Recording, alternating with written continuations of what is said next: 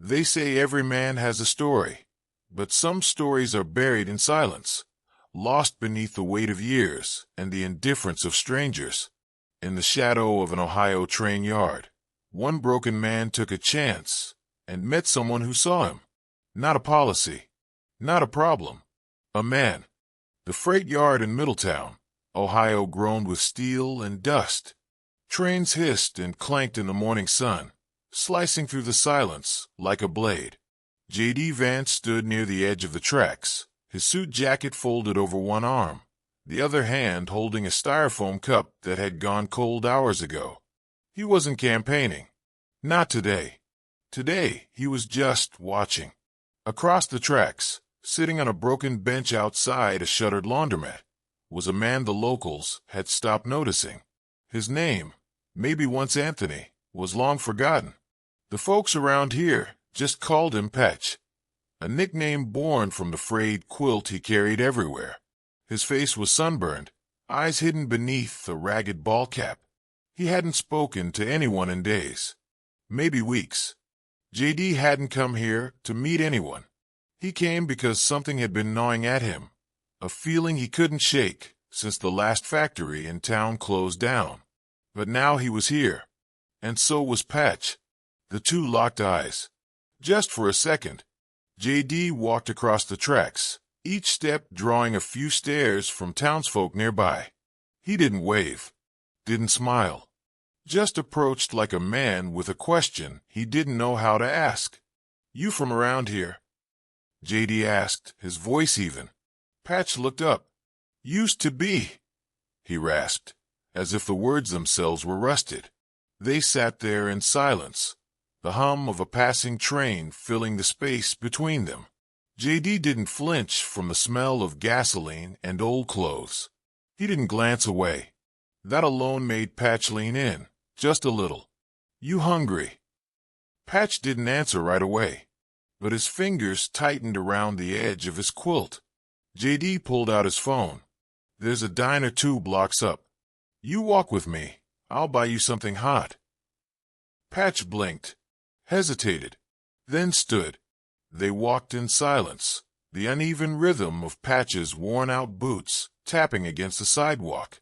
JD kept his pace slow. Not out of pity. He hated pity, but because rushing felt wrong. The diner was old, linoleum faded and windows fogged from years of bacon grease and coffee steam. A bell jingled as they entered. Heads turned.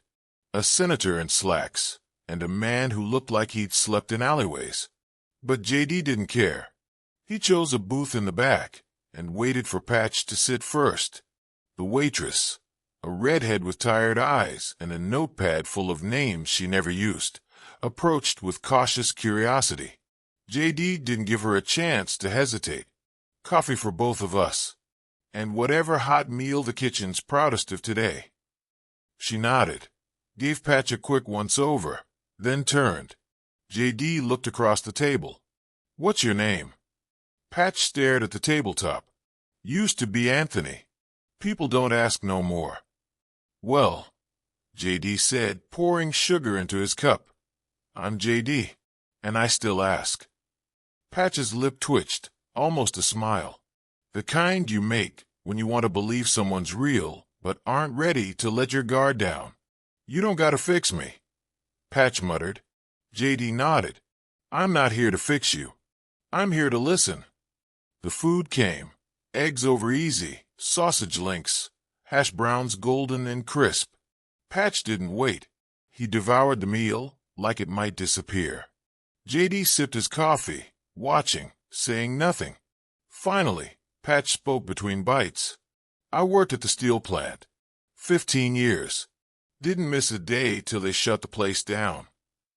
JD leaned in. "And after that?" Patch wiped his mouth with a napkin that crumbled in his fingers. "Wife left. Couldn't blame her. I drank too much. Slept in my truck till the repo man took that too." JD didn't respond right away. He let the silence breathe. "You know," JD said finally, "I grew up down the road. Drug raids, eviction notices, broken everything. But you know what stuck with me? People who didn't look away. Patch set his fork down. Why me? Because nobody else did. And because I don't believe people just disappear. They get erased. Patch blinked hard, his hands trembling. I don't need saving, he said, barely above a whisper. JD met his gaze. Nobody does. But we all need a place to stand. The check came. JD paid in cash. Left a tip that made the waitress raise her brows. Patch followed him out, wiping his mouth with his sleeve. You gonna leave now? He asked. JD shook his head. Not yet. They stood on the curb. The train still passed. The town still moved on like it always did. But something was different now. You still got a phone? JD asked. Patch patted his coat. Nah. JD reached into his jacket, handed over a small flip phone. Has my number saved. If you want a room tonight, you call. Patch held the phone like it might vanish. Why? Because I remember what it felt like to need someone to believe in me. Patch looked away, jaw tight. JD started down the street, but before he turned the corner, he called back without looking. See you again, Anthony. Patch didn't answer. Not then. But 3 hours later, that phone rang in JD's coat pocket, and Anthony's voice, small and scared, said just 2 words. I'm ready. The motel wasn't much, a row of doors flaking with chipped paint, a faded Coke machine humming under a crooked security light. But for Anthony, it felt like stepping into another world. Room 7. JD had said it plain over the phone. I booked it for 3 nights. No strings. You take the key. You take a breath. The woman at the front desk barely looked up when Anthony walked in. She slid the key across the counter like she was handing off an envelope of bad news. Room's in the back. Don't smoke inside. Anthony didn't answer. He just nodded, gripping the key until his knuckles went white. Inside, the air smelled of bleach and old fabric softener. The bed had a floral comforter tucked tight and a lamp that buzzed when he turned it on. A small bathroom, a television bolted to the wall, and silence. A kind of silence that hurt his ears after years of sleeping beside traffic, shouting, sirens, and dogs. He stood there for a full minute, unsure what to do next. Then slowly, like someone approaching a wild animal, he took off his shoes. His socks were stiff, damp. He peeled them off and dropped them in the trash. In the bathroom, the mirror was streaked but intact. He stared into it, not quite recognizing the man looking back. His beard was wild, hair flattened on one side, skin leathered and tight around his cheekbones. He ran the hot water until steam fogged the mirror and stepped under the stream. The heat burned at first, then soothed. He stood there for what felt like forever, letting the layers of dirt and failure swirl down the drain. He scrubbed until his skin turned red, and when he stepped out, wrapped in a threadbare towel, he felt lighter. Not clean exactly, but lighter. On the bed was a bag JD had sent with him. Inside, a new pair of jeans, socks, a Henley shirt, travel-sized toothpaste and deodorant, and a disposable razor. He dressed slowly, like the clothes might vanish if he moved too fast. When he finished, he sat on the edge of the bed, staring at the keycard on the nightstand. Room 7. His room. At least for now. His stomach growled, but he didn't want to leave. Not yet. He'd eaten that morning at the diner, and it had stayed with him all day. Not just the food, but the way JD had looked at him, like he mattered. Anthony lay back on the bed, arms crossed over his chest. The sheets smelled of soap. His eyes fluttered, and for the first time in years, he let himself fall asleep before the sun went down. He dreamt of water, not drowning, but floating. A river somewhere, maybe the Ohio. The current soft, his body weightless. He saw a house on a hill. A boy in the yard, maybe 10. Dark-haired, wearing cleats, waving. The boy didn't speak, just waved and waved. When he woke, The room was dark. He was disoriented, panicked for a moment. Then he remembered the motel, the bed, JD, the hum of the fridge, the soft rustle of wind outside.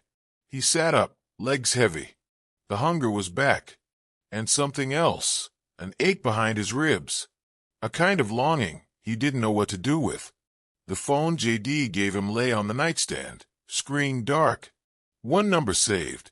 He picked it up, thumb hovering. He wasn't ready. Not yet. Instead, he opened the drawer of the nightstand and pulled out the motel notepad. The pen barely worked, ink faded and spotty. But he wrote, "I thought I was done. But I woke up. That counts for something, doesn't it?" He tore the page free and folded it into his pocket. Outside, the sky had turned the color of bruised lavender. The train whistle sounded in the distance.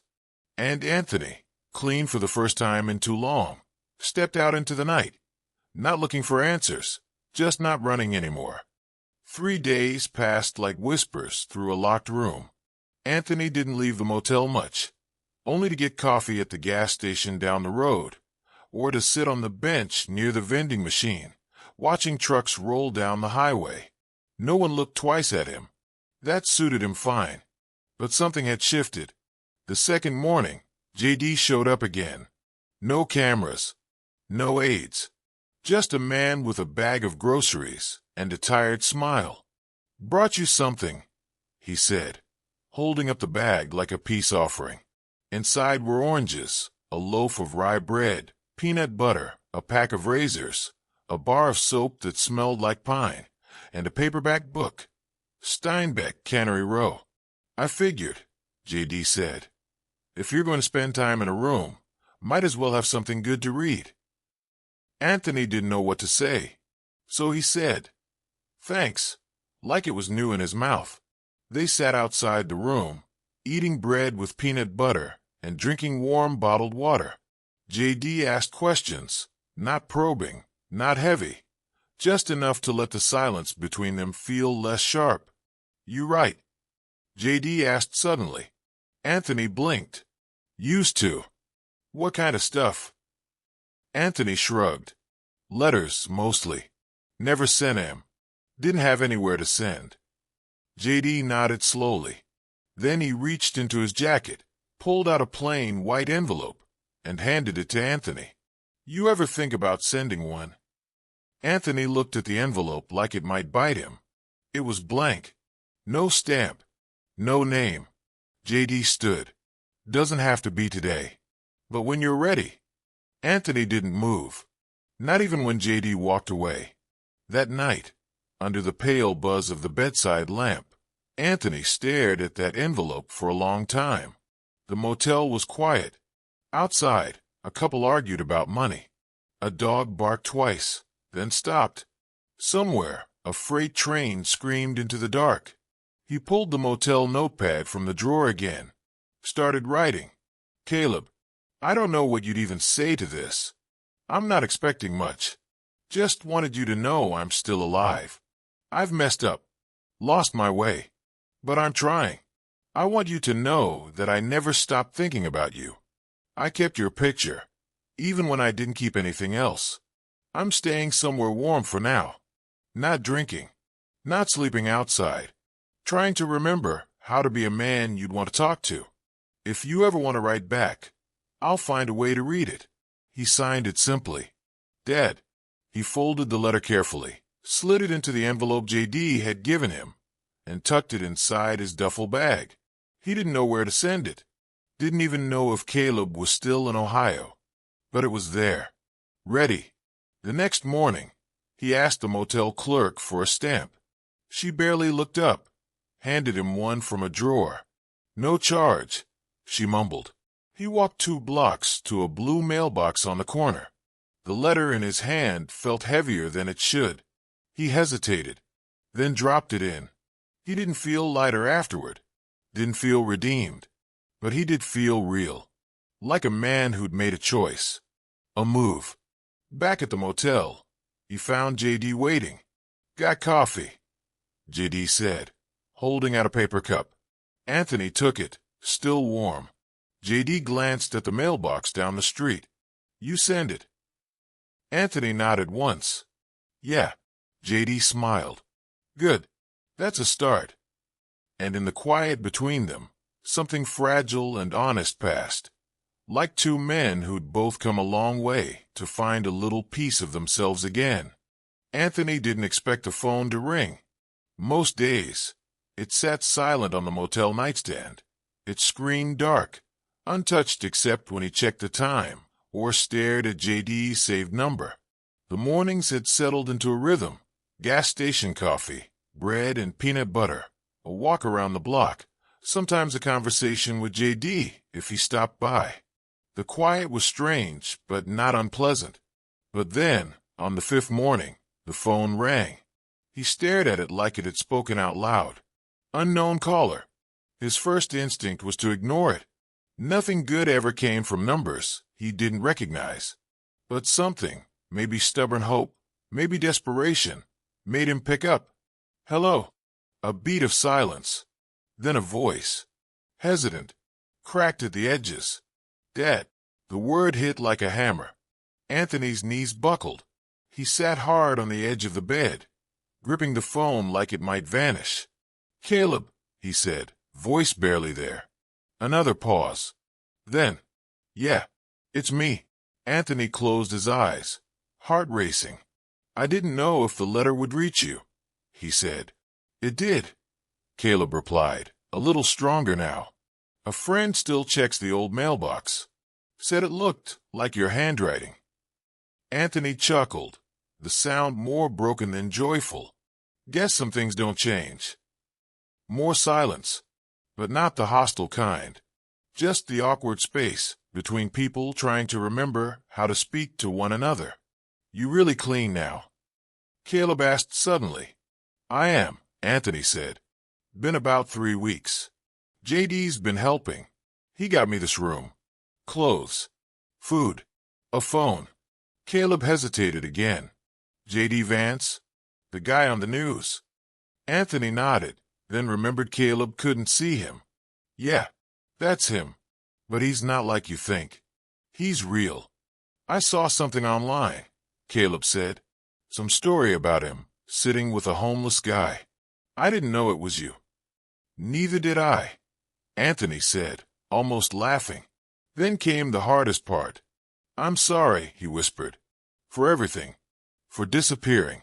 For making you carry all that anger. A breath on the line. Caleb wasn't crying, but he was close. I was angry, he said. Still am sometimes. But I'm not a kid anymore.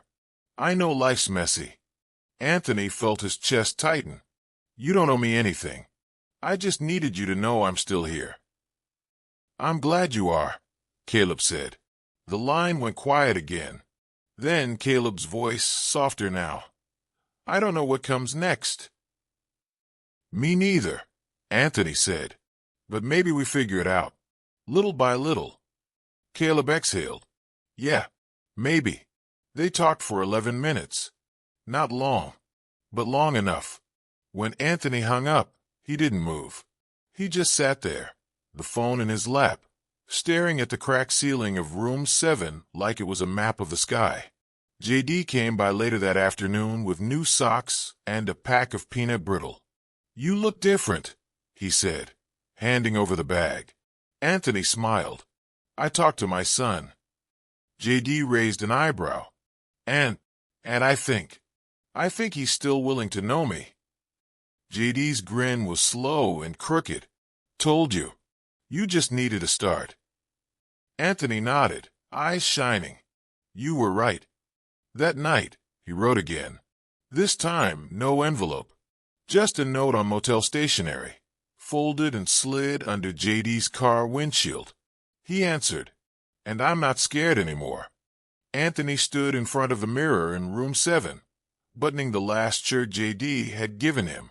It was light blue, crisp from a motel iron he'd borrowed from the front desk.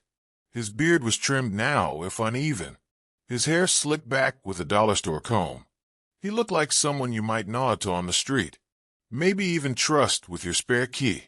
Today wasn't just another day. Today, Caleb was coming. The call they shared 5 days ago had cracked something open, slowly at first, then all at once. They'd spoken again the next morning, then the next. The words came easier each time. The silence between them no longer a weight, but space.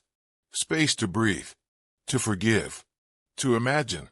Caleb had said, "I'll drive up, just to talk. No promises." And that had been enough. Now, Anthony checked the time again. 10:42 a.m. Caleb said he'd be there by 11. Anthony wiped his palms on his jeans for the 5th time and sat on the bed. But he couldn't stay still. He got up, sat down, got up again. His stomach fluttered with a nervousness that felt almost like hope. Then he heard it, a car door closing. He went to the window and peeked through the curtain. There he was. Caleb stood by a silver Honda, hands tucked in his jacket pockets. Tall, broad shoulders, hair longer than Anthony remembered. He looked older, sharper, but the shape of his face hadn't changed. He looked like his mother.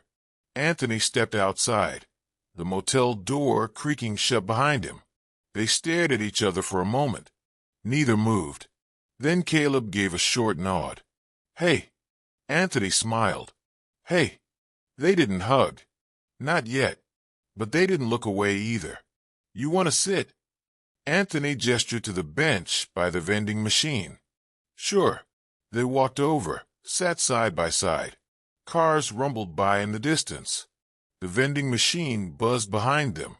The air smelled faintly of fried chicken from the gas station next door. Caleb glanced around. "So this is it, huh?" "Room 7, Anthony said with a chuckle. "Home sweet home." Caleb nodded. Better than the street. Better than most things, lately. They sat in silence for a while. Not uncomfortable, just cautious. Like stepping onto ice they weren't sure would hold. "You look good," Caleb said finally. Anthony raised an eyebrow. "That's generous." "No, I mean it. You look steady." "I feel steady." Caleb kicked at a pebble on the pavement. "What changed?" Anthony thought for a second. A bed, a shower, some clean socks, and someone who didn't walk past me when they could have. Caleb nodded slowly. Anthony continued. "I didn't reach out before because I didn't think I deserved to." "You still don't," Caleb said, not unkindly. "But maybe that's not the point." Anthony smiled sadly. "No, maybe not." Another silence. Then Caleb said, "You remember when I was 8? That old washing machine you fixed in the basement? You said it was held together by prayers and rust." Anthony laughed.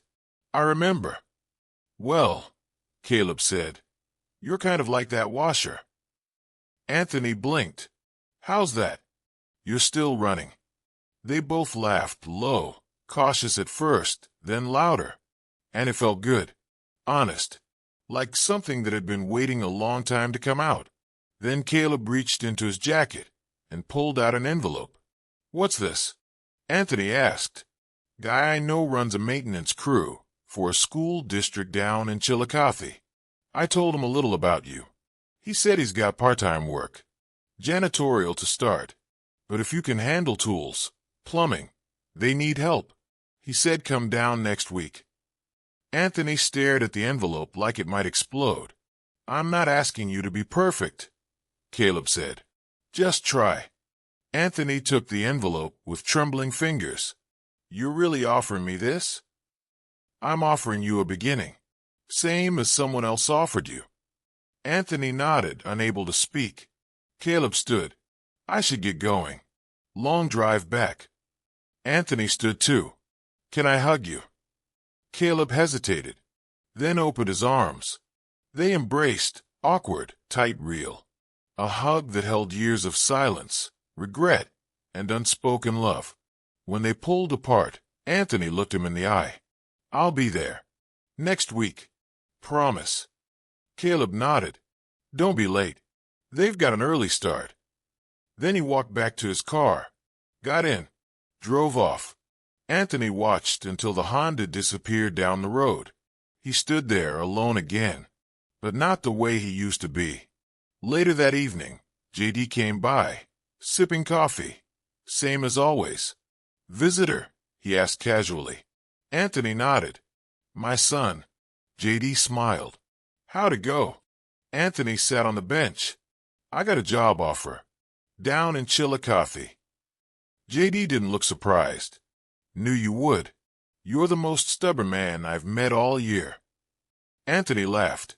"Coming from you, I'll take that as a compliment."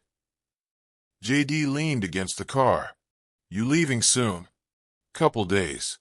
Gonna pay back the room with my first check." JD waved him off. "Use it on boots. Maybe a razor that ain't disposable."